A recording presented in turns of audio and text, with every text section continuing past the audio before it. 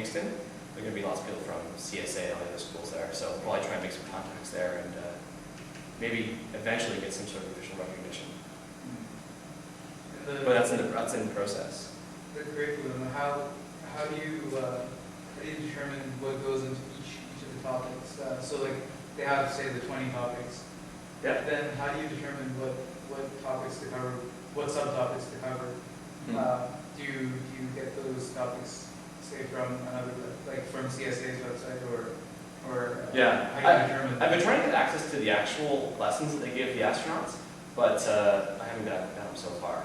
So it's going to be different every time. So people may do different things to earn the same qualifications. So for instance, the life science one, we went to the systems lab in Guelph. That checks it off because it's a life science thing, right? Someone else may, I may get Aaron, who works over in the biology lab, to give us a tour of the biology lab and teach us some stuff. Or maybe take a biology course. Check. That's what it is. Okay. So the basic one is intended to be basic. Okay. It's designed to give you a preliminary exposure to all these different topics in a limited regard. Okay. So it doesn't mean that you know, for space science you have to, you know, do complicated orbital mechanics and have, you know, like a whole university course on it, right? It's designed to be a preliminary exposure to all these topics. Okay? So we're building up a knowledge base for you. Okay? And these are all, mostly these are knowledge things, and then you have the experiential things, right? Like parachute jumps, scuba diving, and you get experience from that. Did that answer your question? Yeah. Any other questions? Yeah? Would you recommend note-taking during your It depends. It depends what we're doing. So you get a piece of paper, and if you think it's interesting, jot it down. Some things will have, you know, like little mini tests or something like that for, but it's not school, right? This is extracurricular. This is for your own interest. And as long as you learn it, then it'll be good, right? Like some of the stuff, like when we went to the life systems lab, I gave a little test saying, you know, name 3 pieces of equipment and their function, right? So you have to go around and say, you know, what does this thing do? Right? It's a bioreactor or something like that, just so you understand a little bit about it. Okay. Yeah. But it's not like write this comprehensive exam on mechanics and stuff. Sorry. Yeah. What's the nature of the physical fitness training? Okay, so we're going to start basic, right? Today we're going to be going for a short run, just through Waterloo Park, probably about 4 kilometers or something like that. We'll go with the pace. The fastest pace is the slowest person. Okay, and we'll stick together as a group as best we can. Okay? So I realize that not everyone is, you know, a pro runner and stuff like that, right? But we're going to do our best we can. Okay, we're not going to be like leaving people behind. So we'll do the best we can. You'll see when we go up. Go over. Is it going to be a run basically every time, or? It's going to be a run until we do the Great Space Race on October 3rd, and then we're going to switch over to some other stuff. We're going to do swimming because astronauts need to be able to swim, like train in water, and we can also do our little underwater task while we go there, which is fun. We had a lot of fun doing that last time. Down trying to get all the shapes in, and you know, when you know, Bajarian Trig Basin was telling us about his astronaut training, what they did is they parachuted him into the ocean, and he had to stay there for 8 hours, right? He had floats on and stuff like that, but just don't panic and be comfortable with the water. So those are skills we're going to build as well. Plus, if you go scuba diving, you have to be able to swim, right?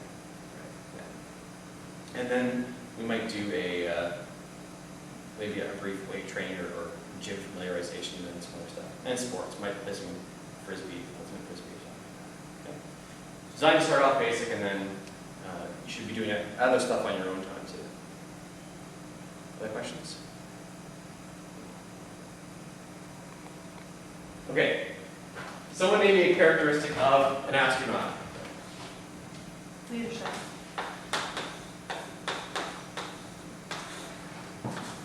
It's another one. Problem solving. Problem solving.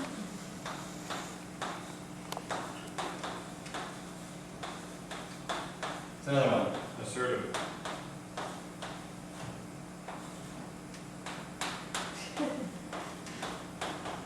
And I could put Aldrin punching in the face. Yeah. Yes. Guy deserved it. Did. Okay, what's something else? Team builder. Team builder.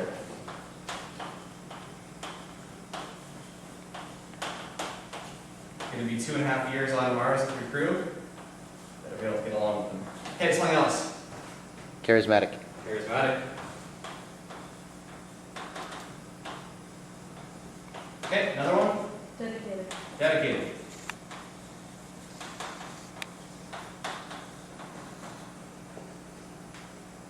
Motivated. Motivated.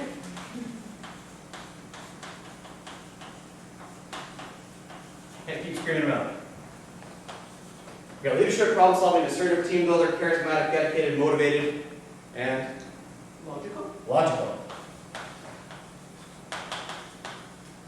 Okay, similar to problem solving. Okay, you gotta be able to fix that Hubble Space Telescope. Okay, something else. Passionate, Passionate. which I guess is dedicated, so. Something else. I don't know what the word is, but needs to be able to adapt. Adaptable.